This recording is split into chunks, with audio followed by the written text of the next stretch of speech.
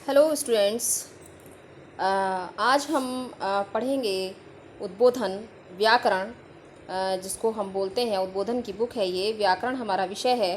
कक्षा 8 की मैं आज आपको व्याकरण पढ़ाने जा रही हूँ। सबसे पहले तो मैं बच्चों आपको उद्बोधन का कवर पेज शो करना चाहती हूँ। देखिए, ये आपकी उद्बोधन कक्षा 8 का कवर पेज है। तो आप देख लीजिए आपकी यही बुक है या नहीं है। वैसे ये बुक लास्ट ईयर भी चल रही थी, इस वर्ष ये बुक आपकी नहीं बदली है। तो आप पुरानी जो कोर्स की किसी के पास अगर है तो वो आप ले सकते हैं। उसमें कोई प्रॉब्लम वाली बात नहीं है कि आपको नई ही बुक लेनी है, और नई आप लेंगे तो बहुत अच्छी बात है। तो बच्चों चलिए हम पढ़ते हैं हमारी उद्बोधन कक्षा 8 की जो लेसन नंबर 1 है वो है भाषा। तो स्टूडेंट्स, चैप्टर स्टार्ट करने से पहले मैं आपको ये बताऊंगी कि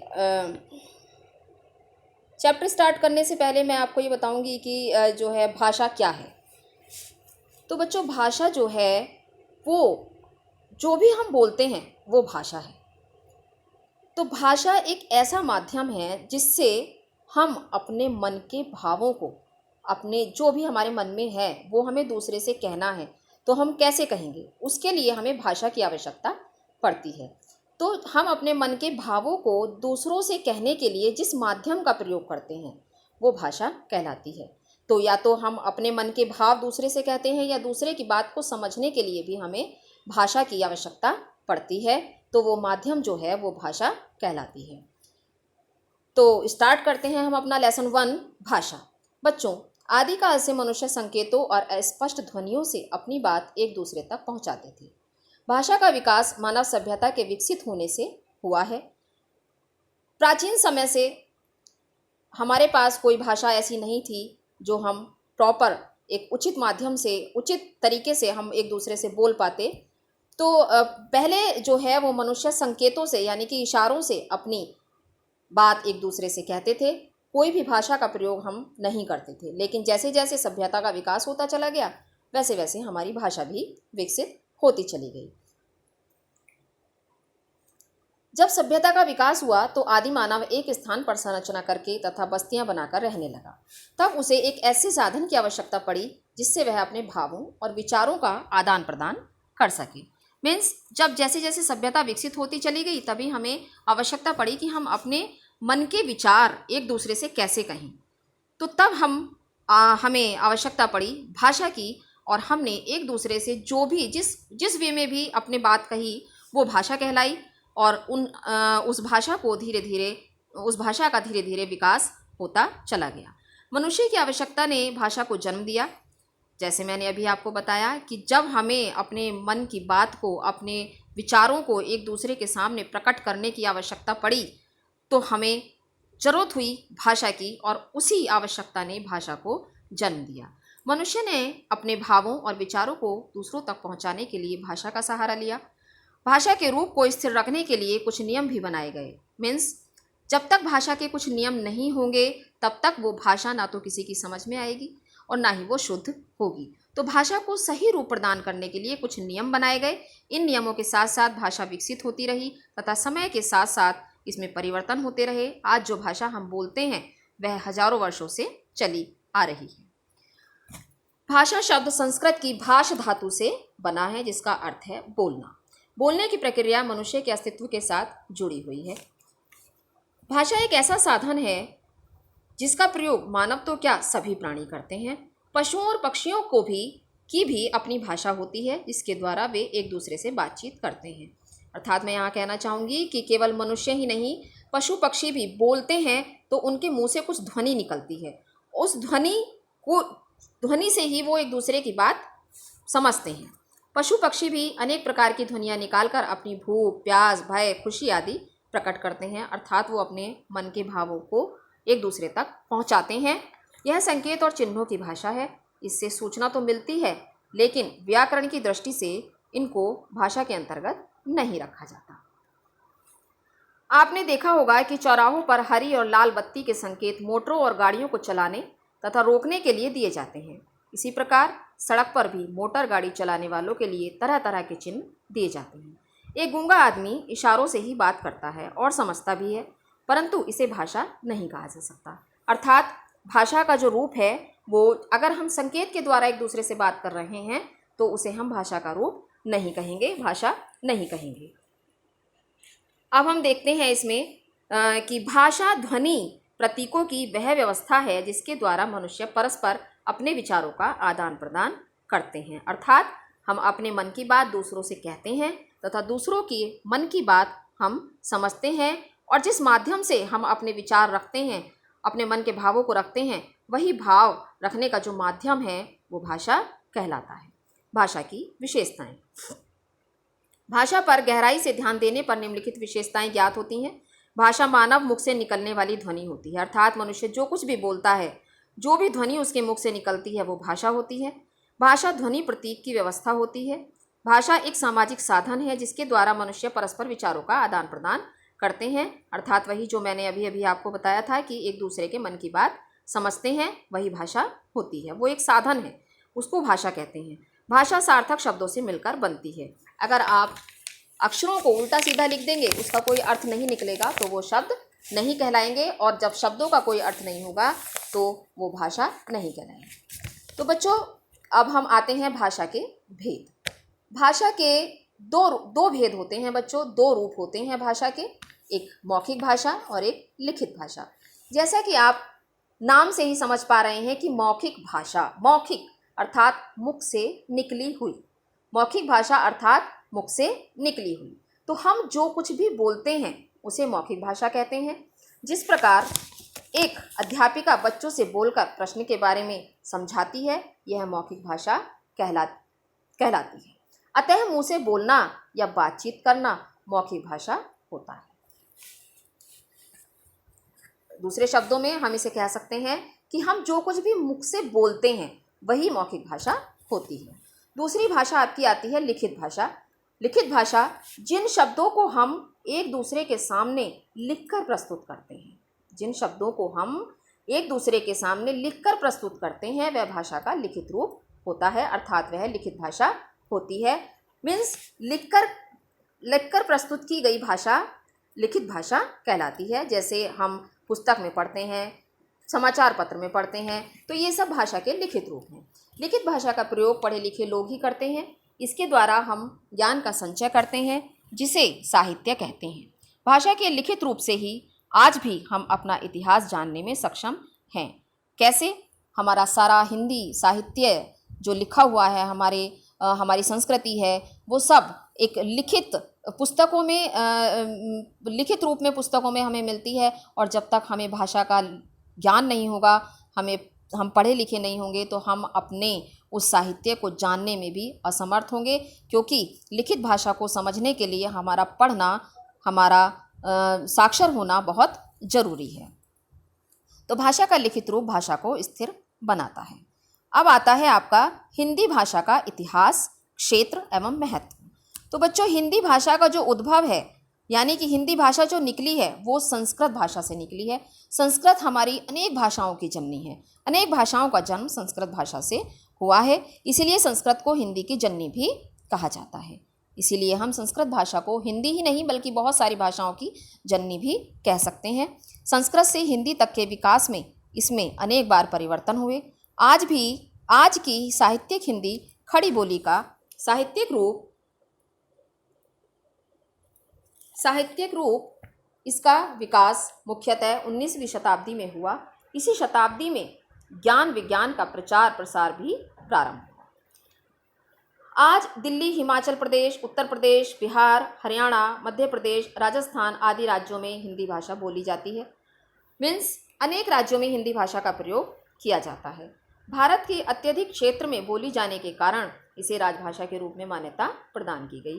राजभाषा बच्चों वो भाषा होती है जिसे हमारे संविधान के द्वारा मान्यता प्रदान की जाती है।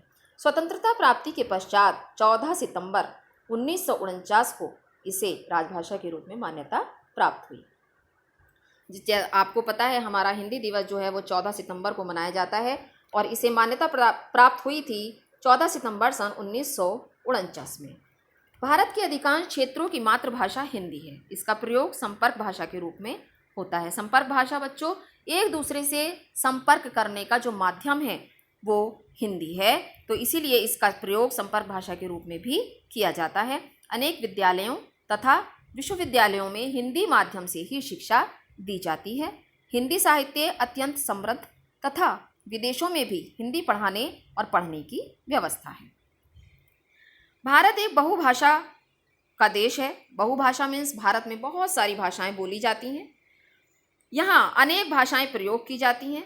22 भाषाओं को भारतीय संविधान में स्वीकृति दी गई है, जो इस प्रकार हैं कि हिंदी, कश्मीरी, उर्दू, संस्कृत, मणिपुरी, बंगला, कोंकणी, नेपाली, सिंधी, गुजराती, मराठी, मलयालम, कन्नड़, तमिल, तेलुगु, उड़िया, असमिया, डोंगरी, संथाली, पंजाबी, बोडो, मैथिली। ये आपकी 22 भाषाएं हैं जिन्हें हमारे संविधान ने मान्यता प्रदान की है, स्वीकृति प्रदान की है, और ये भाषाएं आपकी यहाँ हैं, आप इसको पढ़ सकते हैं।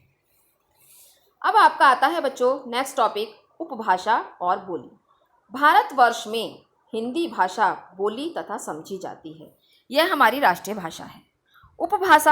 उपभाषा किसी क्षेत्र तक सीमित होती है। उपभाषा किसी क्षेत्र तक ही सीमित होती है, अर्थात हम ये भी कह सकते हैं कि उपभाषा क्या, जो किसी सीमित क्षेत्र में, जैसे समझ लीजिए एक हमारे बिजनौर में बोली जाती है, हम कुछ आगे चलेंगे तो मुरादाबाद में बोली जाती है, तो वो भाषा उपभाषा कहलाती है।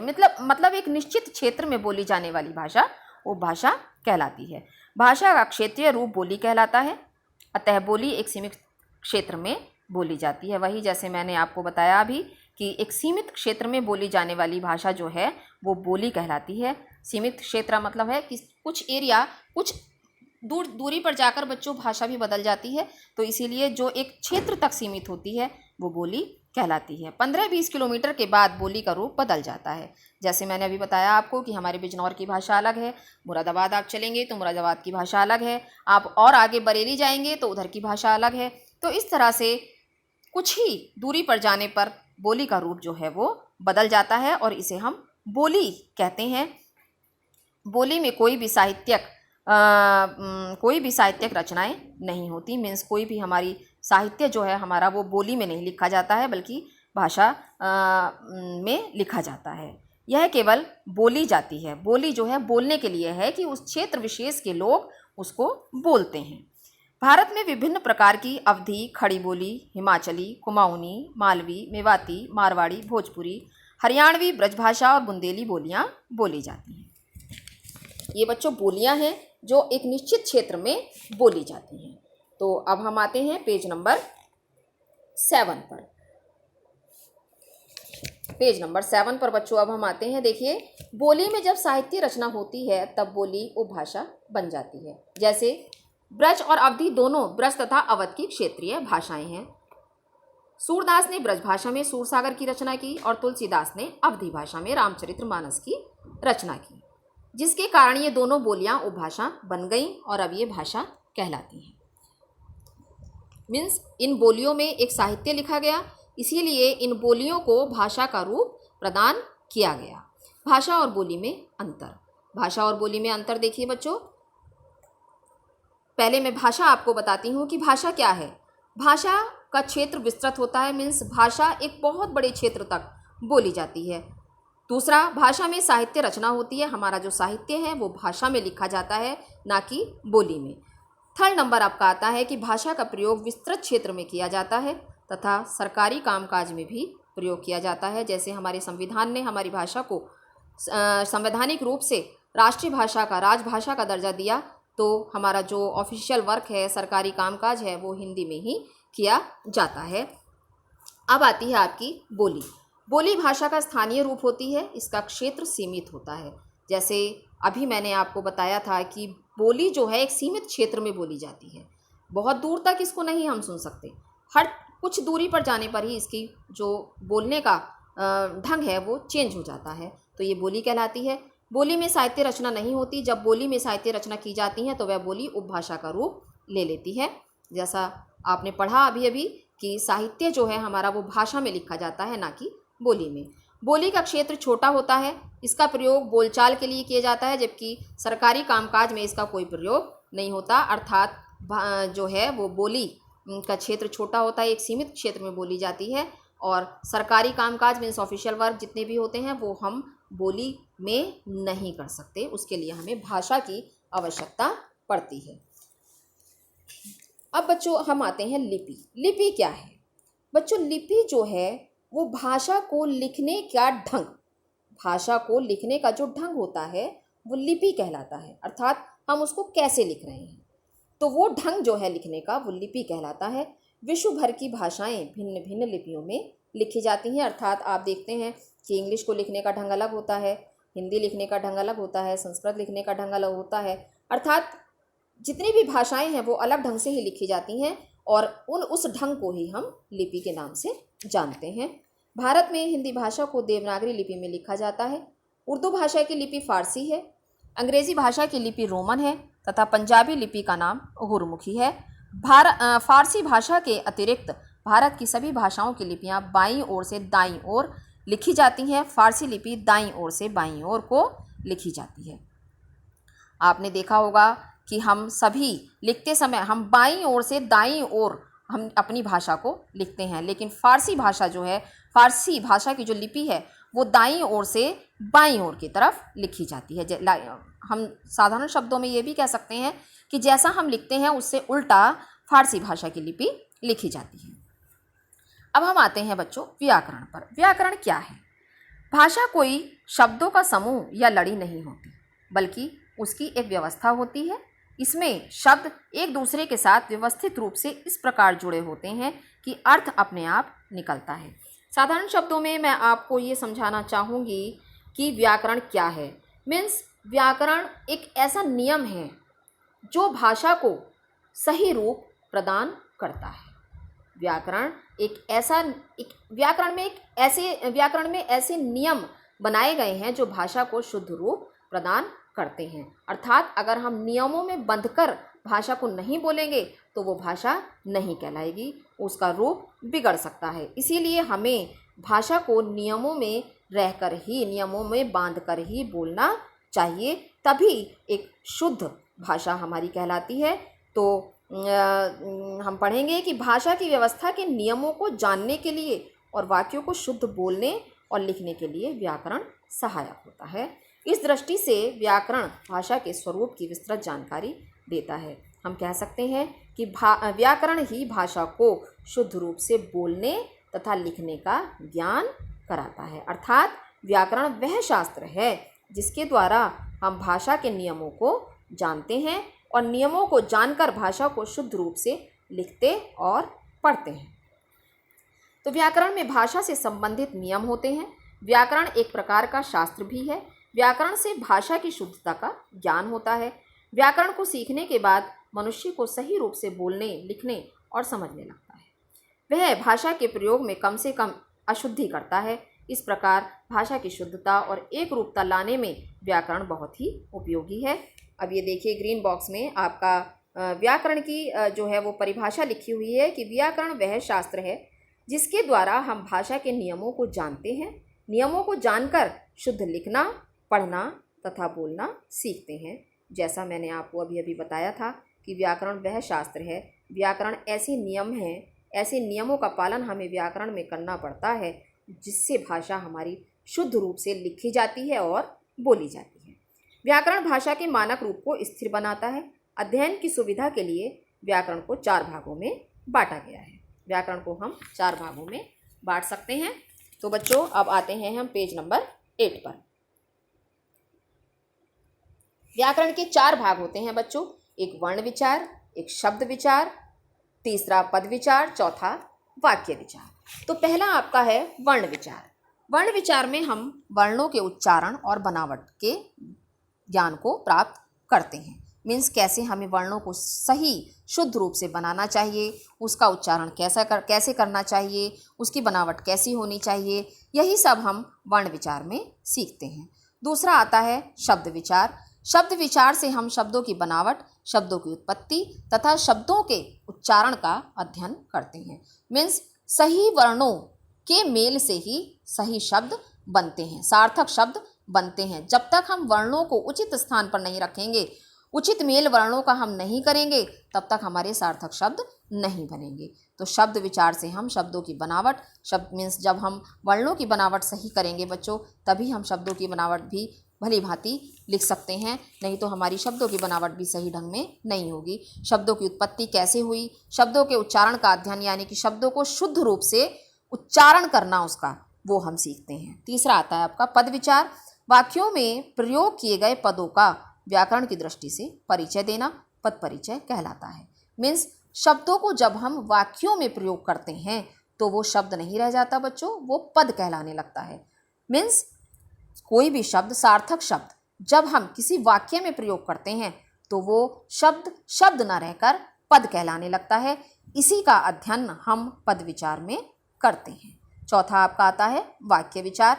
वाक्य विचार के अंतर्गत वाक्यों के प्रकार, भेद, प्रयोग तथा रचना आदि के बारे में ज्ञान प्राप्त करते हैं, जिनका विस्तार पूर्वक अध्ययन हम अगले अध्यायों में करेंगे। अर्थात उचित पद हमें कहाँ प्रयोग करना है, कैसे करना है, वो सार्थक है या नहीं है, तभी हमारा वाक्य बनेगा। अगर हम पदों को उचित स्थान पर नहीं रखेंगे तो हमारा सार्थक वाक्य भी नहीं बनेगा, हमें उसका अर्थ पूरी तरह से प्राप्त नहीं होगा। तो इन सब बातों का अध्ययन हम वाक्य विचार में करते हैं। अब बच्चों आपका आता है साहित्य। क्या है साहित्य, किसे कहते हैं साहित्य? भाषा द्वारा ज्ञान की प्राप्ति होती है। साहित्य ज्ञान का एक बहुत बड़ा भंडार है। अर्थात हम सरल शब्दों में कह सकते हैं कि हम अपने साहित्य को पढ़कर ही हम वर्तमान में हमें क्या ज्ञान है उसके बारे में हम इसका अंदाज़ा लगा सकते हैं। अर्थात साहित्य का अध्ययन करना हमें बहुत आवश्यक होता है। किसी भी चीज़ का, हर चीज़ का साहित्य होता है।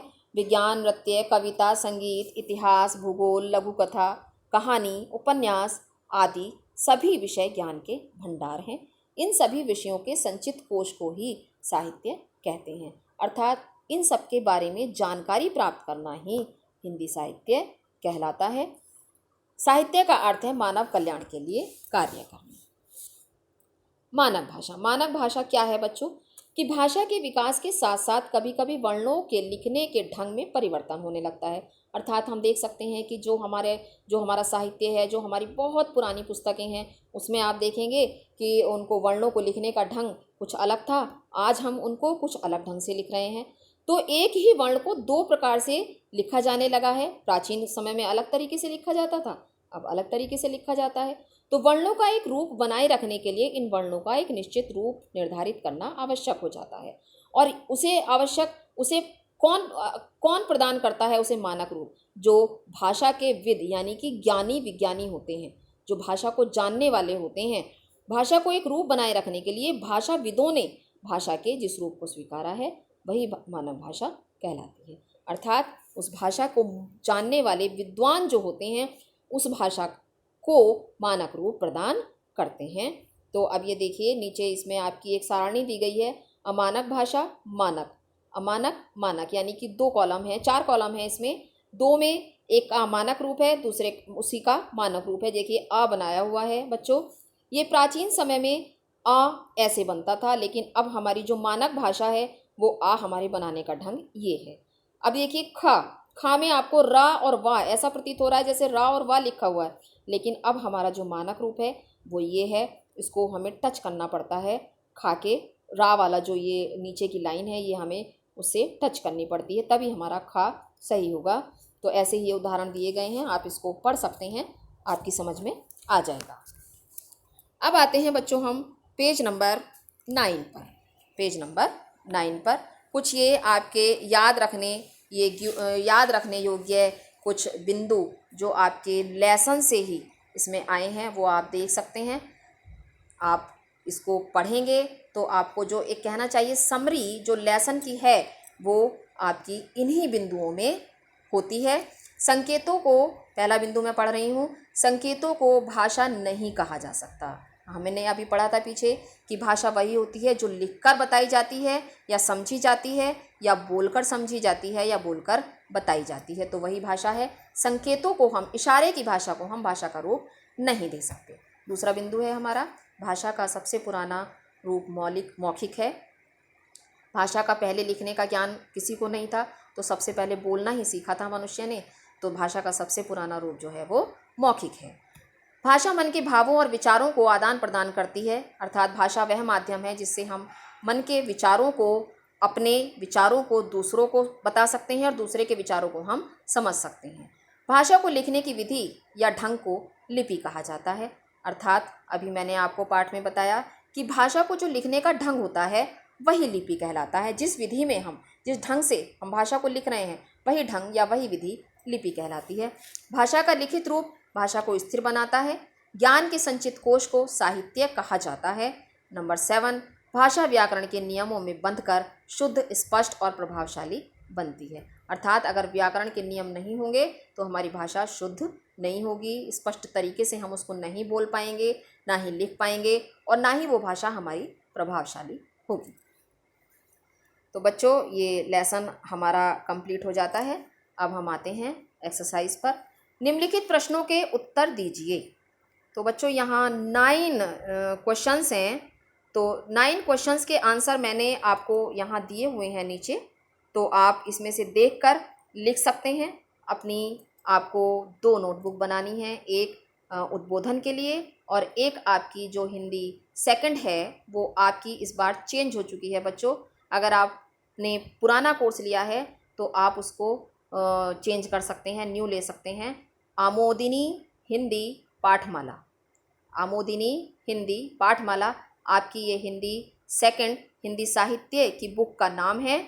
तो आपको मैंने इसलिए बताया कि जिन बच्चों के पास पुरानी बुक है मेधा, वो चेंज हो चुकी है, बदल चुकी है। अब आपको आमोदिनी हिंदी पाठमाला न्यू बुक खरीदनी है, वो मैं आपको बाद में पढ़ाऊँगी। तो आज हम इसके बारे में ही थोड़ा सा डिस्कस कर रहे हैं। तो ये प्रश्नों के उत्तर मैंने इसमें लिख दिए हैं, वो आप एक कॉपी बना लेंगे, सेपरेट कॉपी बनाएंगे आप उद्बोधन के लिए और उसमें इन प्रश्नों के उत्तर लिख सकते हैं। और जो बुक की एक्सरसाइज है बच्चों वो आप बुक में ही कर सकते हैं, उसको कॉपी में लिखने की ज़रूरत नहीं है। तो एक्सरसाइज नंबर 1 में आपके प्रश्नों के उत्तर हैं वो जो इसमें लिखे हुए हैं आप लिख लीजिएगा। और क्वेश्चन नंबर 2, रिक्त स्थानों की पूर्ति कीजिए। पहला आपका वाक्य है, स्वतंत्रता प्राप्ति के पश्चात हिंदी भाषा को राजभाषा के रूप में मान्यता मिली। यहाँ आप फिल करेंगे राजभाषा के रूप में मान्यता मिली। नंबर 2 आपका है कि भाषा शब्द संस्कृत की भाष धातु से बना है, भाष धातु से बना है। नंबर 3 आपका है कि भाषा के रूप होते हैं, कितने रूप होते हैं? 2 रूप होते हैं। 4th आपका है कि भाषा व्याकरण के नियमों में बंधकर अर्थपूर्ण बनती है, भाषा व्याकरण के नियमों में बंधकर अर्थपूर्ण बनती है। आपका लास्ट है कि बोली एक स्थानों में बोली जाती है, तो क्या आएगा यहाँ? सीमित। बोली एक सीमित स्थानों में बोली जाती है। तो ये आपके रिक्त स्थान पूरे हो चुके हैं। आपको अगर यहाँ कुछ देखने में कुछ समस्या आ रही हो, लग रहा हो कि स्पेलिंग आपको कुछ समझ में नहीं आ रही है, तो बच्चों सारी ही स्पेलिंग्स लेसन में पीछे दी गई हैं, सब दी हुई हैं, वाक्य पूरे वाक्य दिए हुए हैं उसमें। तो आप थोड़ा सा पीछे देखकर उसको स्पेलिंग को आप सही लिख सकते हैं अगर आपको समझ में नहीं आ रही है तो। 3rd आपकी एक्सरसाइज है, सही वाक्य के सामने सही और गलत वाक्य के सामने गलत का चिन्ह लगाइए। तो पहला वाक्य है आपका कि भाषा सार्थक शब्दों से बनती है, तो ये सही है आपका, भाषा सार्थक शब्दों से बनती है। जब शब्दों का अर्थ ही नहीं होगा तो वो वाक्य कैसे बनेंगे, और वाक्य नहीं बनेंगे तो भाषा कैसे बनेगी। 2nd है हमारा, जब हम बोलकर भाषा का आदान प्रदान करते हैं तो वह मौखिक भाषा कहलाती है। जी हाँ, मैंने आपको पीछे समझाया कि जब हम मुख से बोलकर भाषा का प्रयोग करते हैं तो वो भाषा मौखिक भाषा कहलाती है, ये भी आपका सही है।